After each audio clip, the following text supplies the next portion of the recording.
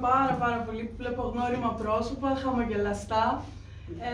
Σήμερα συστήνω δημόσια το τρίτο συγγραφικό μου παιδί, γιατί κάπως έτσι τα λένε.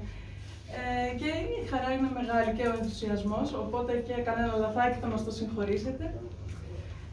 Μαζί μας κοντά είναι ο Αντώνης Κουτεντάκης, είναι φιλόλογος, θεολόγος, διδάκτορας, υποψήφιος διδάκτορας στο Πανεπιστήμιο της Κρήτης, στο τμήμα της Ιστορίας. Τώρα θα ανήκουσεις εσείς ακαδημικά. Λίγο. Ο Παναγιώτης Παγερτάκης είναι μέλος της θεατρικής ομάδας. Τον ευχαριστώ πάρα πολύ, θα μας διαβάσει κάποιο απόσπασμα μετά. Και η κυρία Λίνα Κασοτάκη, που όλοι ξέρουμε και αγαπάμε, είναι η Μαντάμ Σουσού της καρδιάς μας, για όσους δεν είναι κατέστη. Θα διαβάσει και εκείνη το ρόλο της κυρατασίας. Να πω δύο λόγια για το βιβλίο. Λοιπόν, λέγεται ο Νικάρης. Γεια σου, παπά! Αφορά έναν Αθηναίο δάσκαλο, ο οποίος πήρε μετάθεση και ήρθε σε ένα παραθαλάσσιο χωριό της Κρήτης. Ξεκίνησε το ταξίδι θετικά, αλλά περίμενε ότι θα μένει σε ξενοδοχείο και αντί για ξενοδοχείο, ο κ. Στεφανής, ο διευθυντής του σχολείου, του έκλεισε ένα μικρό δωματιάκι στην αυλή μιας σκληροτράχυλης ηλικιωμένης κυρίας. Όπως καταλαβαίνετε, τα ευτράπολα είναι πολλά.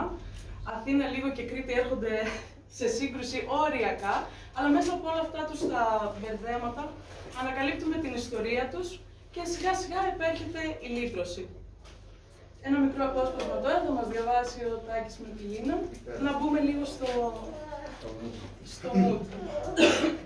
Η κυρία Τασία, ψηλή και ξεραγιανή, στεγνή τελείως με τα άσπρα μαλλιά της μαζεμένα σε κότσο στρογγυλό, σαν αόρατο πίσω από το λεπτό διχτάκι που έβαζε προληπτικά, μήπως και ξέφευγε από τη σκλαβιά της καμιά τρίχα. Του κάκου. Ο άντρας της είχε πεθάνει, αλλά βλέπεις δεν πιστεύει ότι στο χρώμα των ρούχων κρύβεται ο θρήνος και φοράει λουλουδένια καφέ που κάμισα κουμπωμένα σφιχτικά. Τα ρίχνει κάτω από το λαιμό δεν έχει δέντρα. Πότε σπάει τη μονοτονία τους με μαύρα πλεκτά ζακετάκια ή ένα γκρι σάλι. Πάντα το ίδιο. Μοιάζουν σαν να είναι ραμμένα στο πουκάμισο. Ούτε που ακουμπούν την ίσια στενή μαύρη φούστα της, η οποία φτάνει πάντα λίγο κάτω από το γόνατο. Η φορεσιά της είναι τόσο διαφορετική από των υπολείπων χειρεμένων γυναικών της γειτονιάς, μα δείχνει να μην την απασχολεί καθόλου.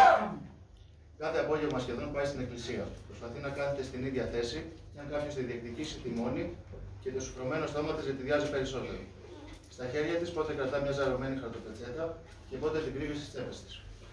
Δεν τη χρησιμοποιεί ποτέ και έχω αναρωτηθεί πολλές φορές αν είναι η ίδια. Κοιτά με τα ξεφοριασμένα γαλάζια μάτια της τις εικόνες, δίχως ταπεινοφροσύνη. Έχει μια αλαζονία το βλέμμα της, μα και μια αλλιώτικη ειλικρινή πίστη.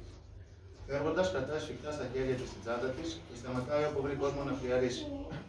Χαμογελάει τότε κι ας είναι κάθε της κουβέντα και τρέχεια. Μετά φοράει πάλι το μουντό προσωπείο της και αγκαλιάζοντας με τα χέρια σφιχτά τα πλευρά της, κατευθύνεται προς το σπίτι. Το σπίτι της δεν το είδα πάρα πολύ αργότερα. Την έβλεπα όμως τα μεσημέρια να περνά το χρόνο της με το μικρομέγαλο της γειτονιάς, τη Σταυρούλα. Διασκέδαζε εκεί μέσα στη στριφνότητά της.